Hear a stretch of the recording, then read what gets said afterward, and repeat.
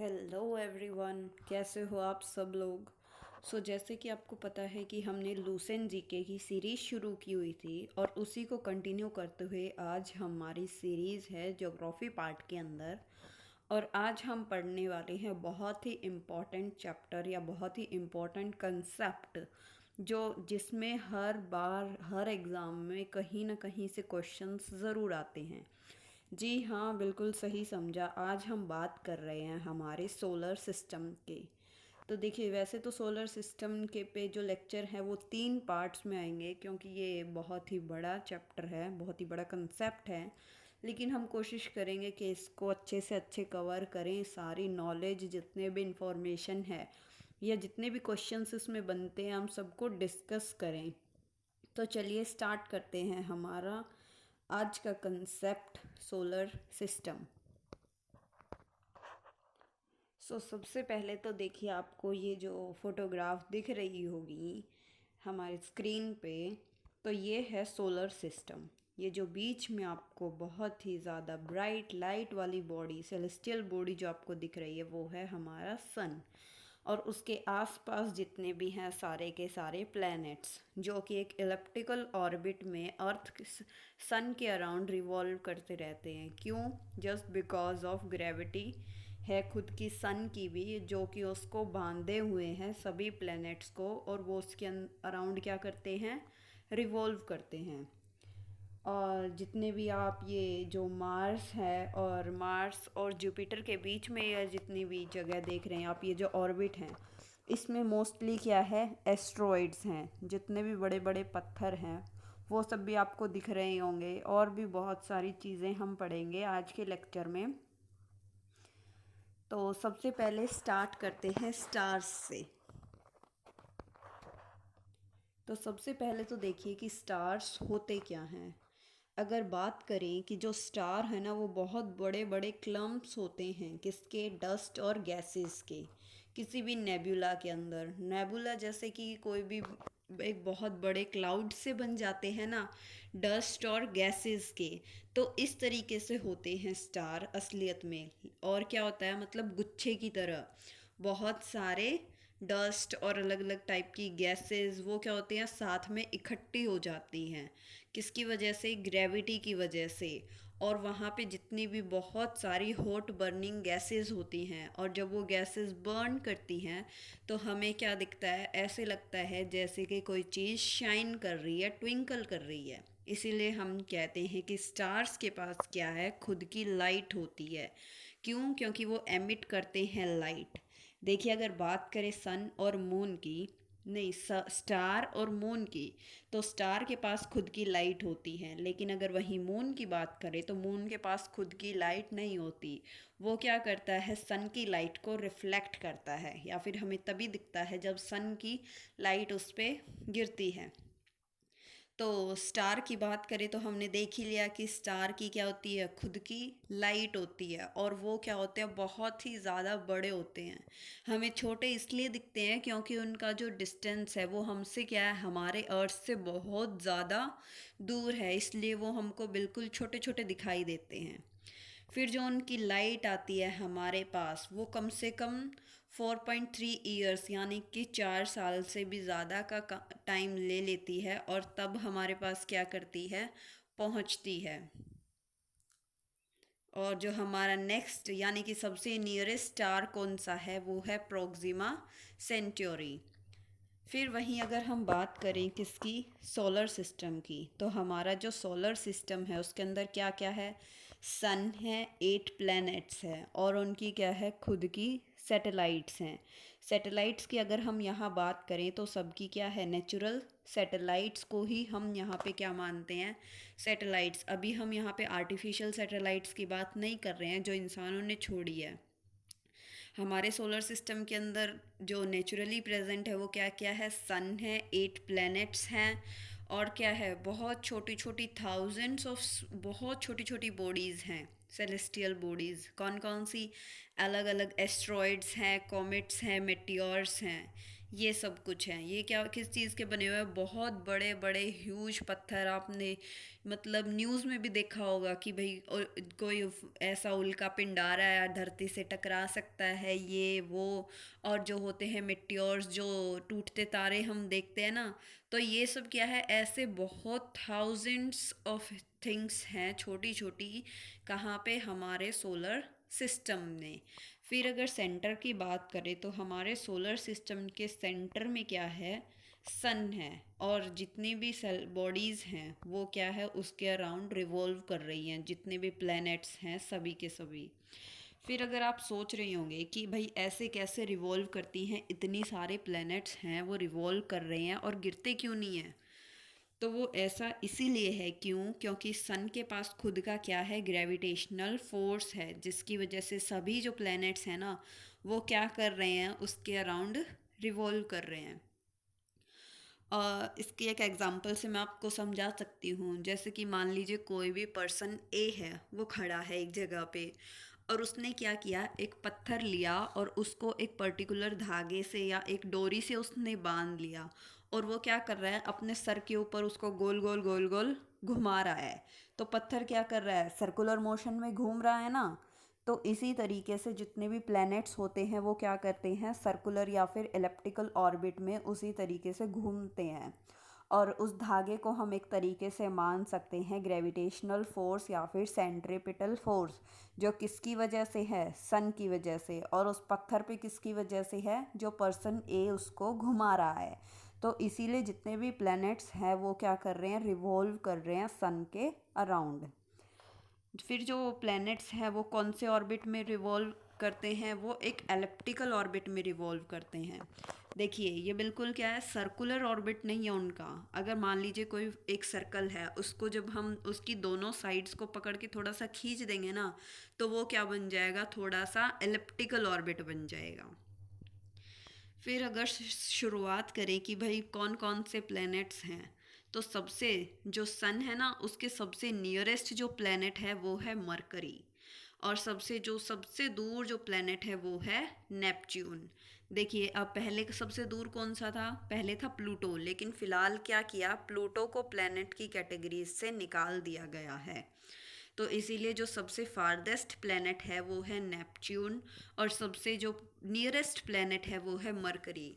ये जो क्वेश्चंस है ना मोस्टली पूछे जाते हैं कि भाई सबसे नियरेस्ट प्लैनेट कौन सा है, फारदेस्ट प्लैनेट कौन सा है, सबसे हॉटेस्ट प्लैनेट कौन सा है, अर्थ की ट्विन ट्विन प्लैनेट किसको बोला जाता है, कि भाई जो अर्थ का कौन सा ट्विन सिस्टर किसको बोला जाता है, या फिर ट्विन कौन है, किस प्लैनेट के अराउंड क्या है, रिंग्स है, सबसे बिगेस्ट प्लैनेट कौन सा है, सबसे कोल्डेस्ट प्लैनेट कौन सा है। तो इसको हम धीरे धीरे जब हम प्लैनेट वाइज पढ़ेंगे तो सबकी कैरेक्टरिस्टिक्स या फीचर्स हम बहुत ही अच्छे से डिस्कस करेंगे। तो पता चल गया आपको सबसे नियरेस्ट कौन सा है और फारदेस्ट कौन सा है। फिर अगर हमारे इसकी सोलर सिस्टम की बात करें ना, तो हमारा जो सोलर सिस्टम है ऐसा सिर्फ एस्टिमेट किया गया है। देखिए ऐसा क्या है, पुख्ता तौर पर मतलब बिल्कुल ही सच नहीं है, ऐसा अंदाज़ा लगाया गया है। क्यों, क्योंकि कोई गया तो है नहीं ना। अब ये ऐसे सोलर सिस्टम ऐसे कोई छोटी मोटी चीज़ तो है नहीं कि भाई ऐसे हमने उसको नाप लिया इंची टेप से या कैसे कुछ भी किसी भी तरीके से, तो ऐसा तो बिल्कुल भी नहीं है। तो ऐसा एस्टिमेटेड इसलिए लिखा है कि मतलब ऐसे अंदाज़ा लगाया गया है कि जो हमारा सोलर सिस्टम है वो कितना बड़ा है, इज़ अबाउट 10⁵ एस्ट्रोनॉमिकल यूनिट। ये जो एस्ट्रोनॉमिकल यूनिट है, ये यूनिट है किसको मेज़र करने की, डिस्टेंस बिटवीन प्लैनेट्स या फिर और जितने भी एस्ट्रॉयड है, कॉमेट्स हैं या सन है। तो वो कितना है, 10⁵ है।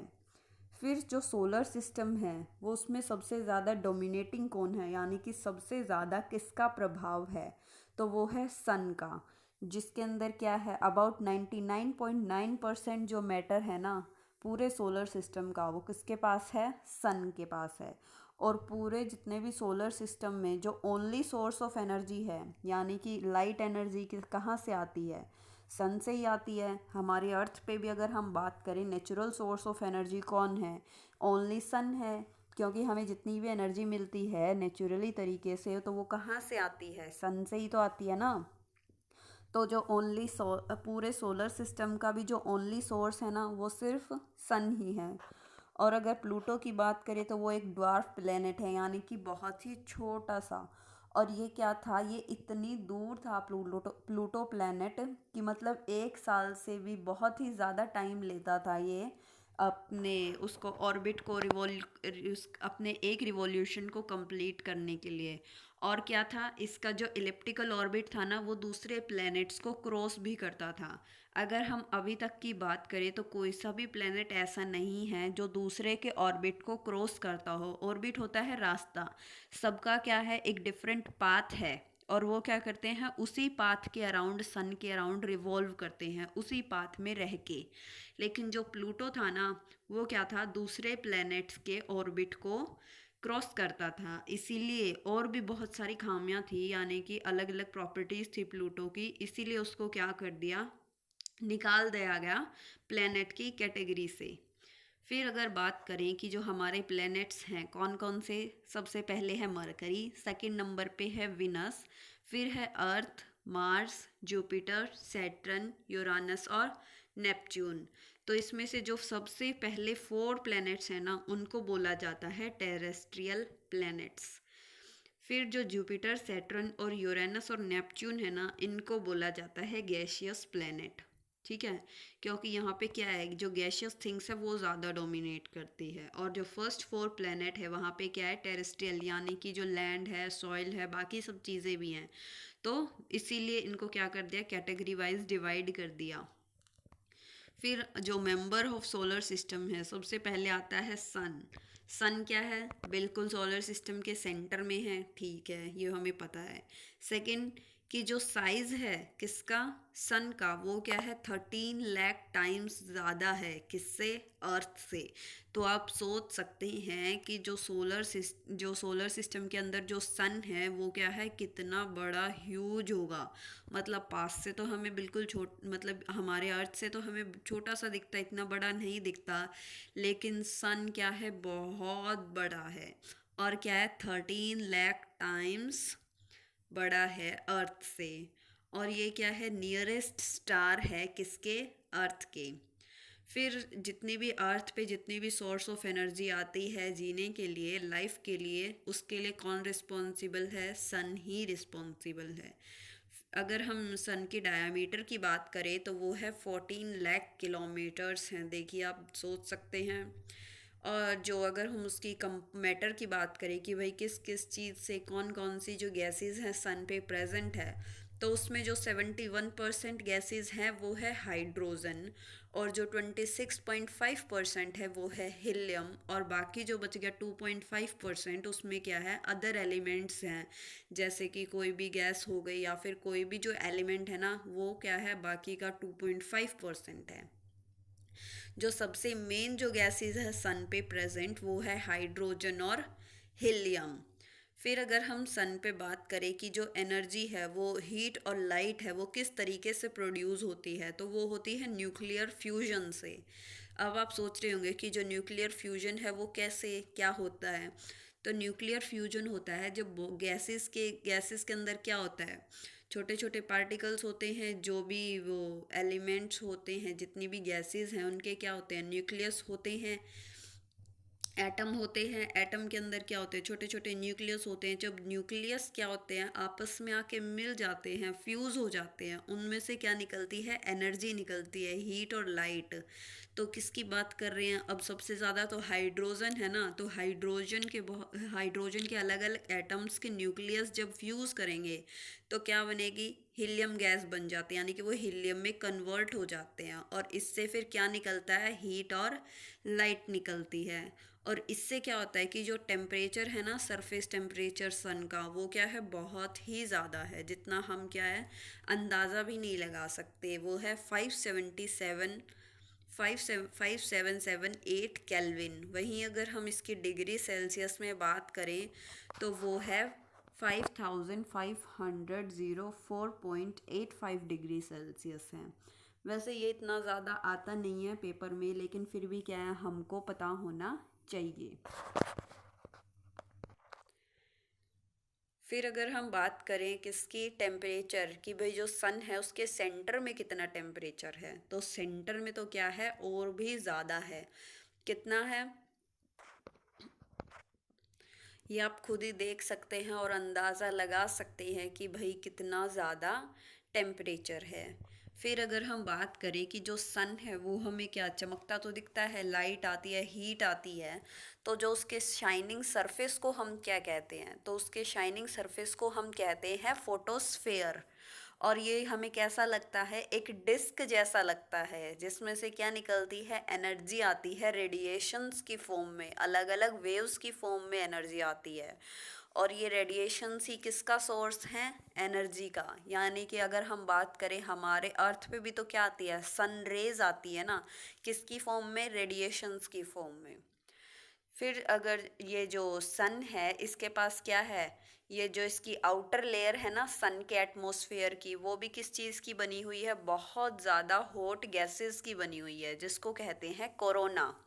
और जो कोरोना है ना वो विजिबल होती है सिर्फ कब, जब या तो जैसे चंद्र ग्रहण होता है उस टाइम पे होती है, या फिर क्या है, हम सिर्फ इसको क्या है, एक स्पेशल जो सोलर टेलीस्कोप है ना, कोरोनोग्राफ, उसी की मदद से देख सकते हैं। वरना क्या है, जो हमें कभी कभी जो सूर्य ग्रहण होता है हमें उसके टाइम पे भी क्या होता है, ये जो आउटर लेयर होती है कोरोना, ये दिख जाती है।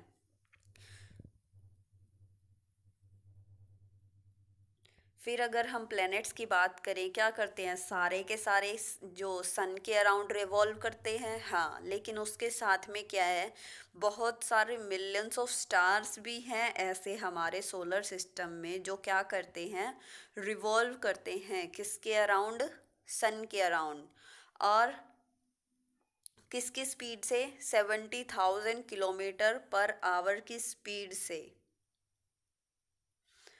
जो सन है वो क्या है, हमारे अर्थ से, अगर हम डिस्टेंस की बात करें ना कि भाई सन कितनी दूर है हमारी अर्थ से, तो वो है अबाउट 150 मिलियन किलोमीटर्स अवे, बहुत ही ज़्यादा दूर है। इसीलिए हमें क्या दिखता है, छोटा सा सन दिखाई देता है।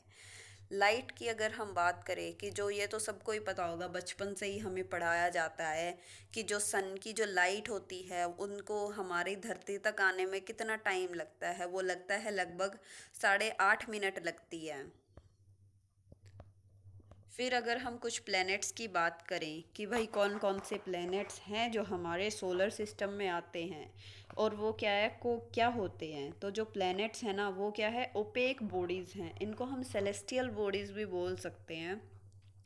क्या है, ओपेक बॉडीज़ हैं जो क्या है, कंटिन्यूसली किसके अराउंड कर रही हैं, सन के अराउंड कर रही हैं। और एनर्जी भी कौन देता है सबको, सन ही देता है। और जो ओपेक बॉडीज़ का मतलब है कि जो बॉडीज़ होती है ना वो 3 टाइप की होती है, एक होती है ट्रांसलूसेंट, एक होती है ट्रांसपेरेंट, एक होती है ओपेक।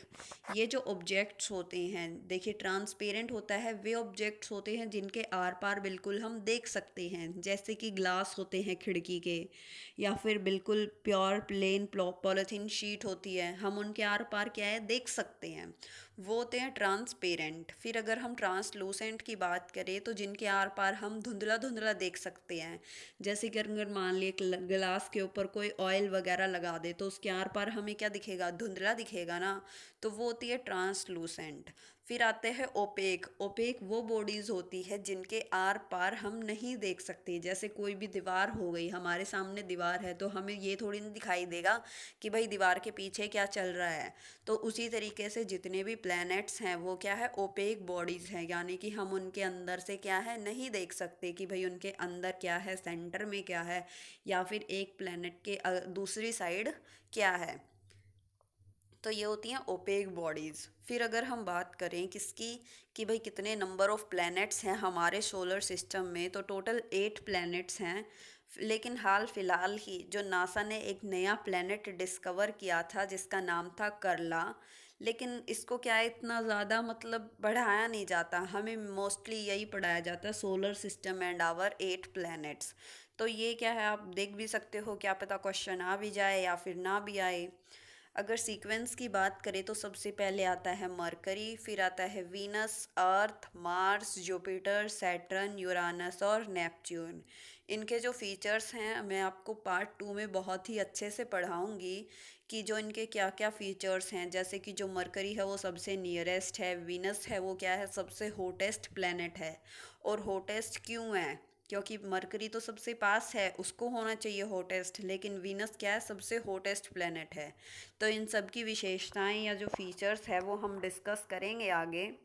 फिर सीक्वेंस ऑफ प्लैनेट की अगर हम बात करें साइज़ के अकॉर्डिंग तो सबसे बड़ा है जुपिटर, फिर है सैटर्न, फिर है यूरानस, नेपच्यून, अर्थ, वीनस, मार्स और मरकरी। जो सबसे है छोटा प्लैनेट की अगर हम बात करें तो देखिए मरकरी है, और ये क्या है, सन से सबसे पास भी है।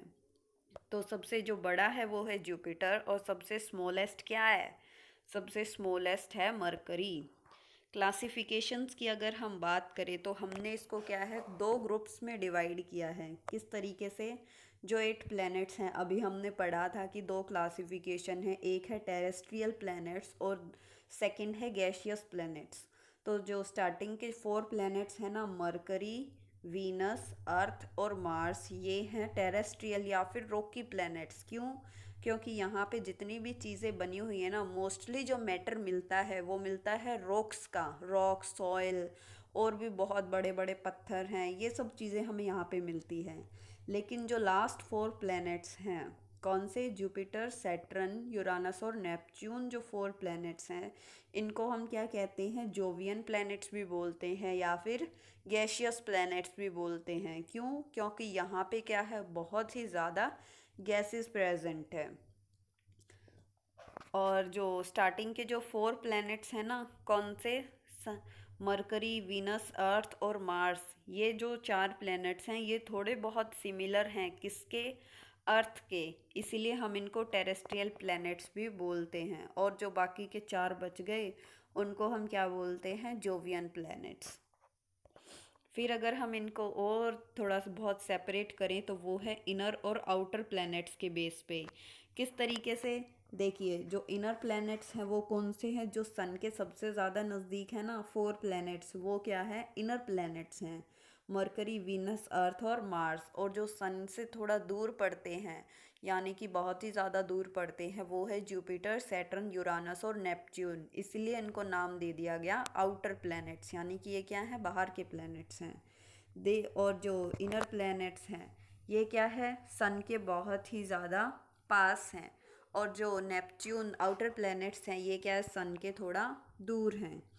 जो इनर प्लैनेट्स हैं वो किस चीज़ के बने हुए हैं? इन पे जो बहुत ज़्यादा मेटेलिक मिनरल्स हैं, जैसे कि आयरन है या फिर और भी जितने मेटेलिक मिनरल्स होते हैं ना, वो सब कहाँ पे है? इनर प्लैनेट्स पे बहुत ज़्यादा है। जैसे कि अगर हम अर्थ की ही बात करें तो आपको पता होगा कि कितने सारे मेटेलिक मिनरल्स हमें अर्थ पे मिलते हैं, चाहे वो कॉपर की बात करें, एल्यूमिनियम की बात करें, आयरन की बात करें, या फिर और भी बहुत सारे होते हैं।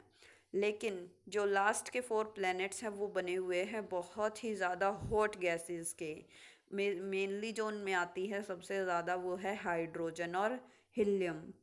जो इनर प्लैनेट्स हैं वो क्या करते हैं, फास्टली मूव करते हैं, और उनका जो रिवॉल्यूशन का पीरियड होता है ना, जो सन के अराउंड चक्कर काटने का उनका पीरियड होता है, वो बहुत ही छोटा होता है। लेकिन जो आउटर प्लैनेट्स हैं वो क्या है, स्लोली स्लोली मूव करते हैं। अब स्लोली मूव करेंगे तो क्या होगा, एक तो इनका ऑर्बिट भी इतना बड़ा है, क्यों, दूर है ना, तो इनका जो रिवॉल्यूशन का पीरियड है ना वो भी क्या होता है, ज़्यादा होता है। जो इनर प्लैनेट्स हैं वो क्या है, थोड़े से थिन है, मतलब क्या है, उतने बड़े साइज में नहीं है। और जो उनका क्रस्ट है, जो बाहर की लेयर है, वो किस चीज़ की बनी हुई है, रॉक्स की। लेकिन जो आउटर प्लैनेट है उनकी किस चीज़ की बनी हुई है, वो गैशियस बॉडीज़ की है। फिर अगर हम इनकी कोर की बात करें कि कोर क्या होता है, जैसे हमारी अर्थ के कितने उस समय बांटा हुआ हमने अर्थ को, क्रस्ट, मेंटल और कोर। क्रस्ट कौन सी, सबसे बाहर की लेयर है, और जो कोर है वो क्या है, सबसे अंदर की लेयर है। तो जो अगर हम बात करें इनर प्लैनेट्स के कोर की, तो जो कोर है वो किस चीज़ की बनी हुई है, मोल्टन मेटल्स की बनी हुई है। लेकिन इन जो आउटर प्लैनेट्स हैं इनके बारे में क्या है, इनकी हमें इतनी जानकारी नहीं है कि भाई कोर है वो किस चीज़ की बनी हुई है या फिर क्यों कितनी एक्सपेरिमेंट्स इस पे नहीं हुए हैं या फिर इतनी स्टडी उनकी नहीं की गई है। तो उनकी जो खास विशेषता वो क्या है कि इनके अराउंड क्या है, रिंग्स बनी हुई है। जैसे आपने सैटर्न में देखा होगा ना, किस चीज़ की, बहुत सारे छोटे छोटे पत्थरों की क्या बनी हुई है, रिंग्स बनी हुई है। लेकिन क्या है, वो हमें दिखती तो सिर्फ सैटर्न की है, लेकिन क्या है, जुपिटर की भी है, यूरानस की भी है और नेपच्यून की भी है। अगर हम इनर प्लैनेट्स की बात करें तो उन पे क्या है, थोड़ा सा थिन एटमॉस्फेयर है। एटमॉस्फेयर मतलब जो गैसेस हैं, एयर क्या है, थोड़ी बहुत मौजूद है। लेकिन जो बाहर के प्लैनेट्स हैं, जो आउटर प्लैनेट्स हैं, उनके ऊपर क्या है, कोई भी एटमॉस्फेयर नहीं है। और सबसे ज़्यादा जो एटमॉस्फेयर है वो कहाँ पे पाया जाता है? जाहिर सी बात है, अब जहाँ पे हम रह रहे हैं तो अर्थ के आउटसाइड क्या है, एटमॉस्फेयर है ना। तो नेक्स्ट अगर हम बात करें इनर प्लैनेट्स की, तो कुछ एक ही ऐसे प्लैनेट हैं, एक दो ही, जिसके पास क्या है, खुद की नेचुरल सैटेलाइट है। वरना क्या है, किसी की भी कोई नेचुरल सैटेलाइट नहीं है। उसमें से क्या है, अर्थ की तो हम जानते ही हैं, अर्थ की क्या है, नेचुरल सैटेलाइट है ना, मून है। लेकिन अगर हम आउटर प्लैनेट्स की बात करें, जिसमें जुपिटर, सैटर्न, यूरानस और नेपच्यून हैं, तो उसमें क्या है, बहुत ही ज़्यादा large number of natural satellites हैं। सबसे ज़्यादा किसकी हैं? अभी हाल फिलहाल ही 1-2 साल पहले खोजा गया था ना, सबसे पहले की अगर हम बात करें तो ऐसा बताते थे कि सैटर्न की हैं सबसे ज़्यादा नेचुरल सैटेलाइट्स, मून सबसे ज़्यादा सैटर्न के हैं। लेकिन फ़िलहाल अभी कुछ टाइम पहले जब साइंटिस्टों ने पता लगाया था कि नहीं भाई साहब, सबसे ज़्यादा किसकी है, जुपिटर की है। तो आशा करते हैं कि आपको आज का हमारा लेक्चर पसंद आया होगा। जो बाकी के जितना भी कंसेप्ट रह गया है उसको हम बाकी के 2 पार्ट्स में लाने की कोशिश करेंगे। तब तक के लिए thank you, have a nice day and take care.